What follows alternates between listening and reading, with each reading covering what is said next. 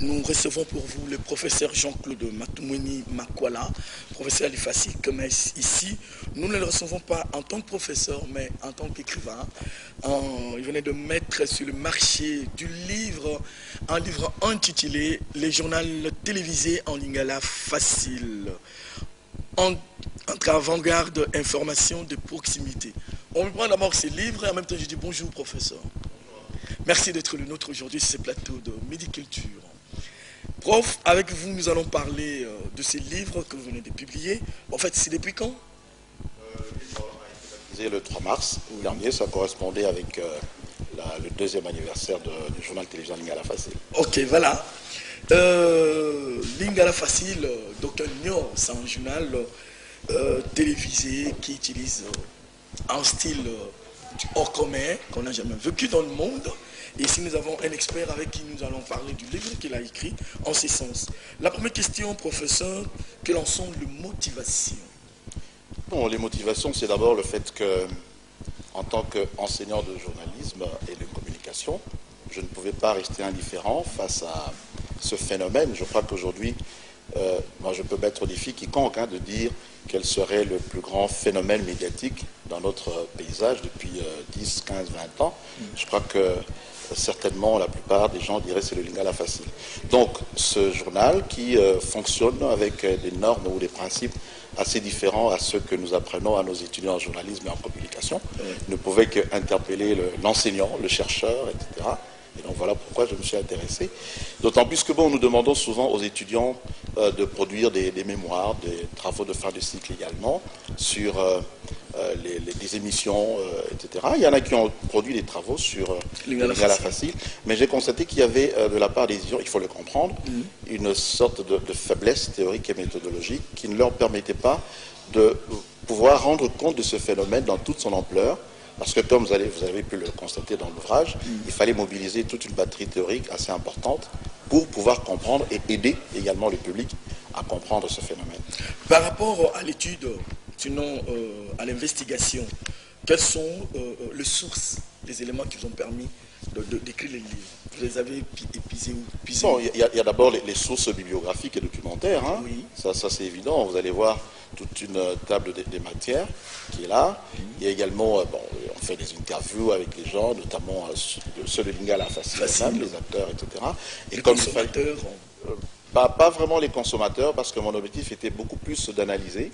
Et pour les analyses, évidemment, il y avait les archives du journal télévisé Lingala Facile. Et ici, je dois quand même leur rendre hommage, parce que je sais, ayant vu un peu comment ça fonctionne dans la plupart des chaînes de télévision, des radios chez nous, je dois avouer que c'est l'une des émissions qui conserve le mieux les archives. Ils ont presque tout, évidemment, il y en a qui sont perdus, quelques numéros qui n'y sont plus. En tout cas, la plupart de ceux que je cherchais s'y trouvaient. Merci, professeur. En fait, je voudrais bien que nous commencions par les critères, les normes d'un journal télévisé. Bon, d'abord, simplement, un journal télévisé, c'est quoi? Il y a deux éléments essentiels. C'est que d'abord, c'est une récitation du monde. C'est-à-dire qu'en fait, c'est c'est un relevé des informations, dont le conducteur, d'ailleurs, rend compte. Ça, c'est un premier élément, donc une suite des informations. Deuxièmement, puisqu'il s'agit de journal télévisé, l'image joue un rôle capital. Donc un journal télévisé doit nécessairement s'accompagner d'un certain nombre de documents, donc ce qu'on appelle des reportages, n'est-ce pas? Ce sont les deux éléments principaux. Évidemment, on peut ajouter un autre critère, et je crois que c'est beaucoup plus, c'est l'un des critères sur lesquels d'ailleurs certains condamnent le journal télévisé Lingala Facile, c'est le sérieux.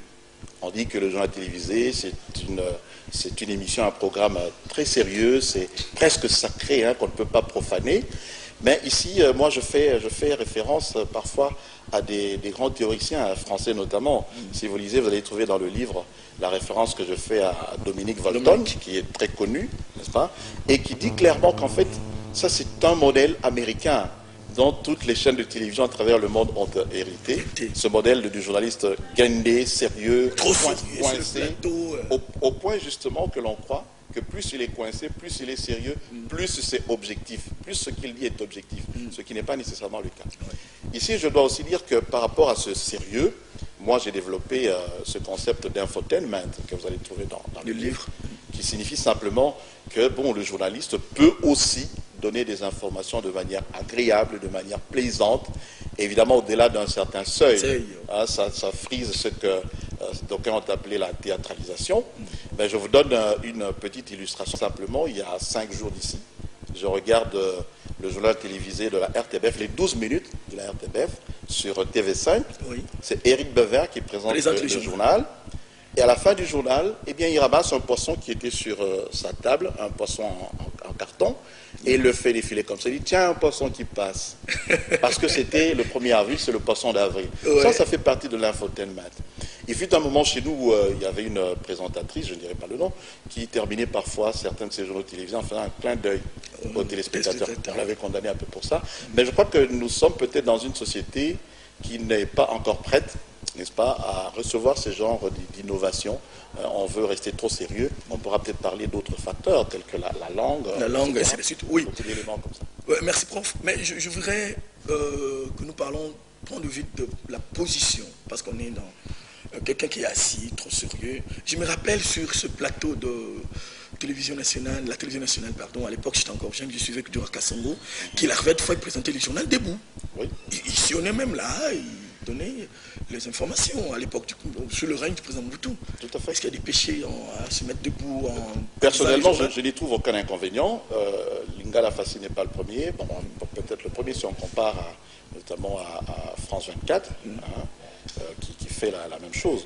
Simplement, ici, c'est un argument que l'on peut utiliser par rapport notamment au fait que dans le journal télévisé Lingala Fassi, le journaliste peut se permettre de quitter le plateau, il peut revenir, etc.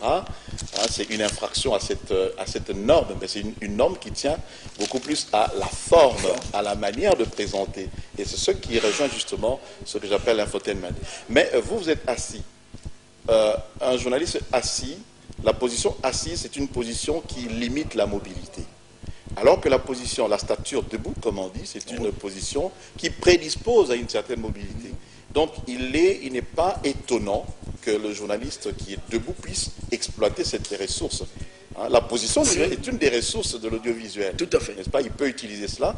Évidemment, ce que d'aucuns reprochent, c'est le fait d'aller au-delà, d'en faire peut-être un peu trop, ce qui conduit véritablement à désacraliser, n'est-ce pas, cet espace du journal télévisé. Je vous rappelle ce que j'ai dit tout à l'heure. On conçoit que c'est une émission très sérieuse, c'est un espace qui est très sérieux. Et là, on le profane pratiquement. Lorsque le journaliste dit Nairobi à gauche, il sort, et puis il revient juste pour vous dire merci à trop.